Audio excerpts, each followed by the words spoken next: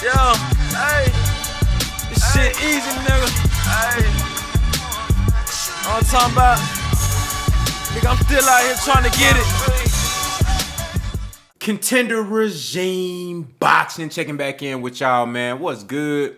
So I'm hearing a lot of people, really not excited about Errol Spence moving up to 154, saying that, he needs to stay at 147 and defend his titles, saying that he's leaving the welterweight division to avoid Terrence Crawford, Jerron Boots Ennis, and any other fighter that's at 147, even though he pretty much cleaned out the whole division.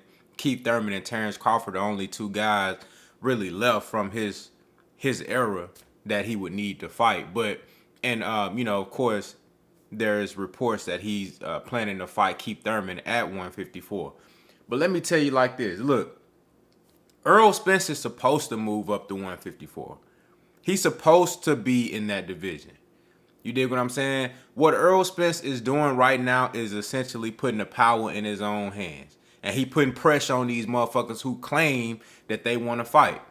Terrence Crawford had ample opportunity to fight Errol Spence for Undisputed at 147. He had a whole spring and summer summer and fall in which he failed to accept the terms. Well, he said that he accepted everything, but ultimately he ended up going a different route. You feel what I'm saying? So Errol Spence now, after waiting around for Terrence Crawford, missing out on an opportunity to get a bag and have a fight and stay busy in fall of 2022 because he was expecting to get a Terrence Crawford fight that never happened. Now he's left to kind of pick up the pieces and, put himself on a certain path where he can have more control. And that's what moving up to 154 does. Number one, he's already been at 147 too long. He need to get out that division unless it's fighting Terrence Crawford. You know what I'm saying? Everybody really want to see what Errol Spence can do at 154. We want to see what type of statements he can make at 154. Can he become champion? Can he become unified? Can he become undisputed like stablemate Jermell Charlo? You know what I'm saying? And people was calling him the weight bully and all this type of shit, talking about he too big for 47, he's squeezing down to have a size advantage.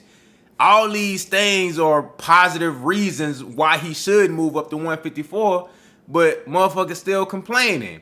So he can't win with most of you guys. You feel what I'm saying? So at this point, I think Errol Spence is putting the power in his own hands, and he putting pressure on motherfuckers. So the Keith Thurman fight, okay, look, you want to fight me?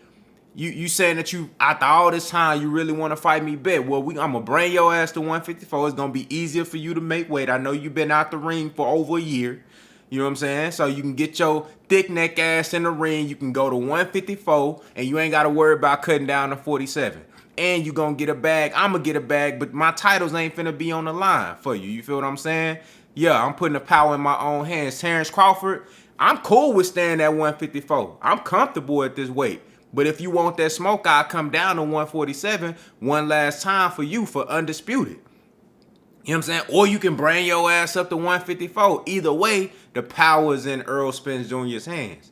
You feel what I'm saying? So I think a lot of people looking at this shit differently, you know what I'm saying, looking at it the wrong way when Errol Spence is essentially transitioning to the second half of his career in another division. And if Terrence Crawford is serious about making this fight, he's either gonna succumb to the demands and be reasonable to actually make the fight at 147, or he gonna have to bring his ass to 154 where Errol Spence is gonna be even more comfortable. You know what I'm saying? And the fight is still gonna be the fight. Either way, Errol Spence does not lose. You know what I'm saying? And I think moving to 154, with how everything transpired with them failing to make that fight, this is what's supposed to happen. Errol Spence is supposed to go to 154 and start the new journey of his career, start the second half of his career, so we can see exactly what he looked like. I'm excited to see Errol Spence at 154. You know what I'm saying? I want to see how he feel out in that division. I want to see what type of opponents that he faced. See if the size, if he can carry his skills up to that division. I already know Errol Spence is gonna be great in that division, but now it's time to see that shit. You dig what I'm saying? But y'all let me know what y'all think down in the comments. How do y'all feel about, you know, Errol Spence moving up to 154, whether it's to fight Keith Thurman, whether it's just a campaign in that division, and, you know, if he plans on staying up there. I'm not really an advocate of guys going up and going down. You know what I'm saying? But if Errol Spence feels comfortable with going up, fighting Keith Thurman, and then, you know, coming down to 147 for one last fight, I'm cool with that. But y'all let me know what y'all think down in the comments, man. Contender regime boxing. I'll holler at y'all boys, man.